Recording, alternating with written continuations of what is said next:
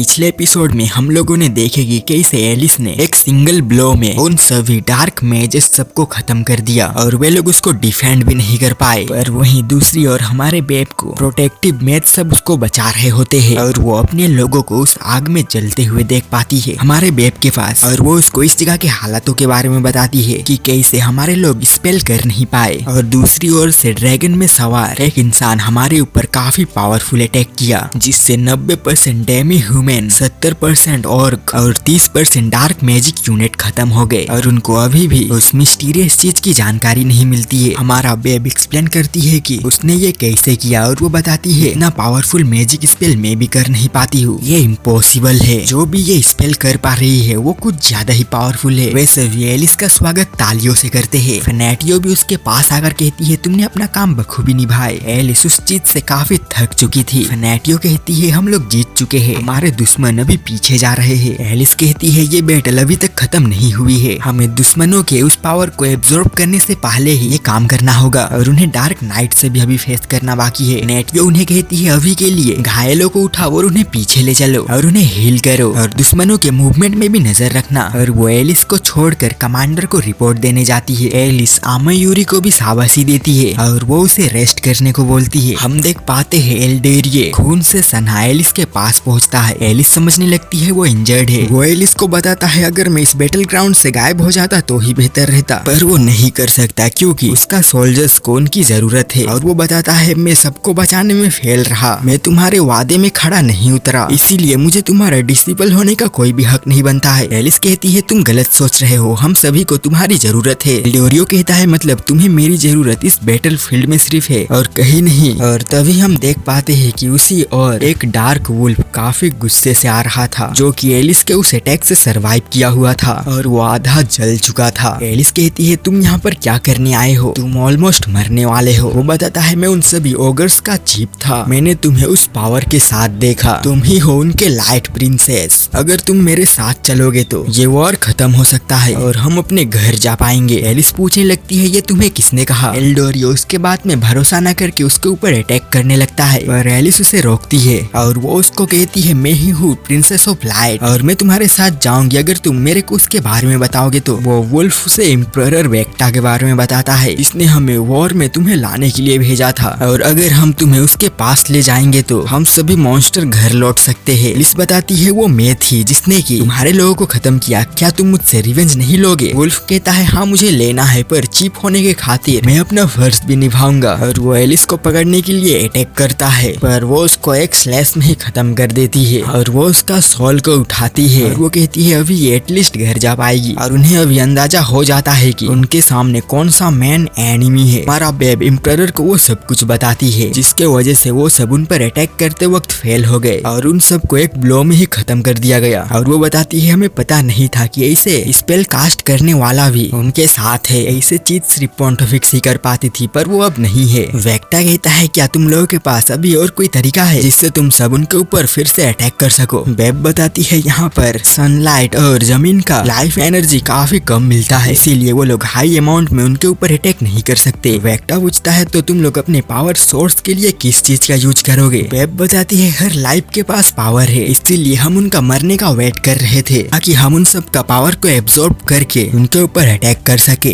Vector कहता है तो ये बात है, ये हरामी बंदा हमारा बेब को इतना डरा क्यों रहा है। वेक्टा कहने लगता है ब्लड और लाइफ, और वो कहता है इसके लिए 3000 लाइफ कैसा रहेगा। हमारा बेब पहले तो ये सुनकर घबरा जाती है, पर वो सही से समझने के बाद में मुस्कुराने लगती है। हाय जान लेगा क्या अब ये, इसीलिए मैं इसको कहता हूँ मेरा बेब, एक चुम्मा तो मुझको उधार दे।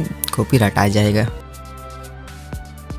ओके तो हाँ इतना काफी रहेगा। दूसरे ओर हम सोल्जर सबको आराम करते हुए देख पाते हैं। एलिस ब्रुकली को बता रहा होता है कि मैंने प्रिंसेस ऑफ लाइट के बारे में किसी भी बुक में नहीं पढ़ा था जिन्हें डार्क टेरिटोरी को चाहिए था। ब्रुकली कहता है तो ये एम्परर वेक्टा उन लोगों का गॉड है, और वो कहने लगता है अगर ये सच है कि उसको प्रिंसेस ऑफ लाइट की तलाश है तो तुम्हें क्या लगता है ये बैटल कैसे जाएगा। एलिस उसको अपना प्लान बताता है कि वो डार्क टेरिटोरी के अंदर जाएगा, अगर उसको प्रिंसेस ऑफ लाइट ही चाहिए होगा तो वो अपना सभी सैनिक को मेरे और भेजेगा, और अगर ऐसा होगा तो उनके पास कोई भी लीडर नहीं बचेगा जिन्हें तुम बचे हुए को आराम से खत्म कर सकते हो। और मैं बढ़ूंगी वर्ल्ड अल्टर एंड की ओर। और वो किरीटो का उन बातों को सुनी हुई होती है, उसको याद करने लगती है कि उसको एलिस को उस जगह पर ले जाना है। ब्रोकली कहता है ठीक है फिर, पर मैं तुम्हें अकेले जाने नहीं दे सकता, और वो थर्ड टीम को उसके साथ भेजेगा। एलिस इसके लिए तो मना करती है, पर वो कहता है अभी भी दुश्मनों के पास 30,000 सोल्जर्स है, तुम अकेले उन सब सैनिक से बचकर भाग नहीं सकते। अगर तुम्हारे साथ वो लोग होंगे तो तुम सभी अलग अलग भाग कर उनके टीम वर्क को तोड़ सकते हो। और वो कंडीशन भी रखता है कि वो भी उसके साथ जाएगा। हमारा बेब ऑर्क लीडर से उनके 3000 लोगों का सेक्रीफाइस मांगने गया हुआ रहता है ताकि वे लोग अपना अटैक कर सके। ऑर्क लीडर कहता है तुम हमारे साथ ये नहीं कर सकते, हम लोग यहाँ पर फाइट के लिए आए थे, तुम्हारे फेलियर की वजह से हम क्यों सहे। बेब कहती है ये इम्परर का ऑर्डर है। तभी वो ऑर्क चीफ का पत्नी आकर कहती है आपको इम्परर का बात मान लेना चाहिए। और वो कहती है मैं इसके लिए अपना क्लैन और खुद को सेक्रीफाइस करने के लिए तैयार हूँ, इम्परर और तुम्हारे लिए। और वो उसको समझाता है तुम्हें पता ही है मॉन्स्टर हो या इंसान, सबका सोल हेवन में ही जाता है, और मैं वहीं पर तुम्हारा वेट करूंगी। और चिप इमोशनल होकर रोने लगता है। हमारा बेबकुन का वो ड्रामा इरिटेटिंग लगता है।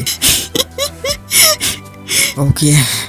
और वो कहती है जल्द ही अपना लोगों को इकट्ठा करो 5 मिनट में, और उनमें से एक भी लोग कम नहीं होना चाहिए। उनको गुस्सा तो आता है पर क्या ही कर सकते हैं। सभी एलिस के साथ डार्क टेरिटरी के अंदर जाने के लिए तैयार होते हैं, पर ये सब क्या कर रहे हैं यहाँ पे। चलो जो भी हो, आधे लोग ड्रैगन में सवार वहाँ से निकलते हैं और आधे लोग उनके पीछे पीछे वैन में आते हैं। और आई थिंक किरीटो भी होगा उसके अंदर। हम एलिस का प्लान को जान पाते हैं कि कैसे आधे लोग वहाँ से साउथ की ओर जाएंगे और नाइट उनको डिस्ट्रैक्ट करेंगे, और जो भी हमें फॉलो करेगा उन्हें हम डिस्ट्रॉय करेंगे। फिर लेडी फिनेटियो सबको कहती है वापस चलो और फिर से बैटल के लिए तैयार हो जाओ। और हम देख पाते हैं उस लड़की का क्लैन, वो डार्क मैज सब उसके हस्बैंड के सामने ही उन सभी को खत्म कर रहे होते हैं। इन्हें काफी ब्रूटली तरीके से मारा जा रहा है। मैं सोच भी नहीं सकता कि इस बंदे के ऊपर इतना मेंटली प्रेशर आ रहा है। अपनी आंख के सामने अपने पत्नी अपने लोगों को मरते हुए देख रहा है, और वो इन सब चीजों का ब्लेम इंसानों को देने लगता है। और एलिस सभी का सोल को सेंस कर पाती है, और वो कहने लगती है ये नामुमकिन है, मैंने यहाँ का सभी लाइफ एनर्जी को खींच लिया था, तो वे लोग कैसे ये स्पेल फिर से कर पा रहे हैं। पर उन्हें क्या पता ये लोग अपने ही लोगों को मार कर उनका लाइफ एनर्जी बना रहे हैं। बेब कहने लगती है क्या ही पावर है, और वो अजीब तरीके से खुद को छूने लगती है। तब एक मेज आकर उसको बताती है कि इस और इंटीग्रिटी नाइट आ रहे हैं। बेब कहने लगती है इस अटैक को कोई भी स्वॉर्ड और आर्मर रोक नहीं सकता, उसका मतलब ये लोग अभी इस अटैक से बच नहीं पाएंगे। और वो उनको थोड़ा पास आने देती है, और फिर वो अपने मेजेस को फायर करने के लिए कमांड देती है। और हम देख पाते हैं कि उनके और काफी क्रीपी क्रीचर्स बढ़ रहे होते हैं। वह उस क्रीपी चीज से बचने के लिए ऊपर की ओर जाते हैं, पर वो चीज अभी भी उनको फॉलो कर रहा होता है और एक वैन की ओर बढ़ रहा होता है। अंदर वो तीनों भी होते हैं। ब्रोकली एलिस को रोकते हुए कहता है उन सब के ऊपर हमारा कोई भी अटैक काम नहीं करेगा, पर वो देख पाती है कि एल्डर ये उसी ओर आ रहा होता है, और वो अपना एंशिएंट एबिलिटी का यूज करते हुए सभी क्रीपी पावर को अपने ओर अट्रैक्ट करने लगता है, और वो अपना स्नेक से उस क्रीपी स्नेक को रोकने का कोशिश करता है। और वो क्रीपी पावर इतना पावरफुल रहता है कि एल्डर उससे बचने का काफी कोशिश करता है, पर वो पावर उसको टच कर ही देता है और वो उसको एब्जॉर्ब करने लगता है, और एल्डर ये उस चीज से मर ही जाता है। तभी यूजियो का हाथ उसको पुश करता है, वो जाग जाता है और वो कहता है मैं हार नहीं सकता, और वो उस चीज को एब्जॉर्ब करके खुद का लिमिट को क्रॉस कर देता है। उसका ड्यूरेबिलिटी माइनस में जाने लगता है, और वो इन द एंड वो सब पावर को एब्जॉर्ब कर ही लेता है, और वो एलिस का नाम लेते हुए इस दुनिया से अलविदा लेता है। इस उसको बचाने के लिए उसके ओर जाने लगती है, और वो उसको रेस्क्यू करके नीचे लाती है। वो कहती है तुम मुझे छोड़कर नहीं जा सकते, और वो इमोशनल होने लगती है। हम देख पाते हैं कि वो अभी भी जिंदा है पर सही कंडीशन में नहीं है, और एल्डेरियो कहता है क्या तुम सेफ हो माय लेडी। एलिस उसको हक करते हुए कहती है हाँ मैं ठीक हूँ। एल्डेरियो कहता है मेरे लिए मत रो, तुम्हारे पास अभी भी बहुत सारे लोग हैं जिनका तुम मदद कर सकते हो, मैं हमेशा से ही सेल्फिश रहा हूँ। एलिस कहती है कोई फर्क नहीं पड़ता है, मैं तुम्हारा डिसेबल हूँ। वो बताता है मुझे जो चाहिए था वो मुझे मिल गया, और वो उसका आंसू पोंछते हुए अपनी मम्मी का याद करता है और मर जाता है, और उसका क्यूब का लाइट बुझता है, और उसका ड्रैगन भी उसके लिए चिल्ला रहा हुआ होता है। एलिस उसका हथियार उठाता है और वो कहती है उनको उनके किए की सजा जरूर मिलेगी, और वो उन दोनों ड्रैगन्स के साथ दुश्मनों के ऊपर चार्ज कर देते हैं। बेब ये समझ नहीं पाती है कि वो लोग कैसे नहीं मरे, और वो उस जगह में ड्रैगन्स को आते देखती है, और वो अपने लोगों को रिट्रीट करने को बोलती है। वे सभी भागने लगते हैं। एलिस कहती है उन सबको जला दो। एलिस काफी बेरहमी से उनको मौत की घाट उतार रही हुई होती है। हमारे बेब को भी इससे चोट आती है, और वो एलिस को देख पाती है। एलिस अपना इनहेंस आर्मामेंट एबिलिटी का यूज करते हुए नीचे के सभी लोगों को मारने लगती है। बेब चिल्लाने लगती है मुझे मरना नहीं है। ऐसे तो बिल्कुल भी नहीं। नहीं, मुझे इस वर्ल्ड का रूलर बनना था। और वो अपने ही लोगों को मारते हुए कुछ आर्ट करने लगती है, पर एलिस उसको खत्म कर देती है। और एलिस उन सबको खुद के बारे में बताने लगती है कि मैं हूँ एंट्री नाइट एलिस सिंथेसिस 13, मैं ही हूँ तुम लोगों का वो लाइट प्रिंसेस, और जो कोई भी मेरे रास्ते में आएगी वो नहीं बचेगी। वेक्टा उसको देख पाता है और वो कहता है Alice, Alisa, and this it. यहाँ पर ये एपिसोड खत्म होता है। और हाँ, मुझको पता है हमारी बेब अभी नहीं रही, वो जैसे भी थी मेरे लिए तो वो स्वर्ग की अप्सरा थी, और मैं उसके हाथों खुशी खुशी मर सकता था। और कोई भी मेरे चॉइस पर उंगली मत उठाना, बिकॉज इट्स माई चॉइस। चलो फिर तुम सब भी अपना वाइफू ढूंढ लो, मैं चला कुछ क्रिंज एनिमे आज नहीं देखूंगा। भाई मैं काफी सैड हूँ, मेरा बेब मर चुका है, इसीलिए चलो बाय।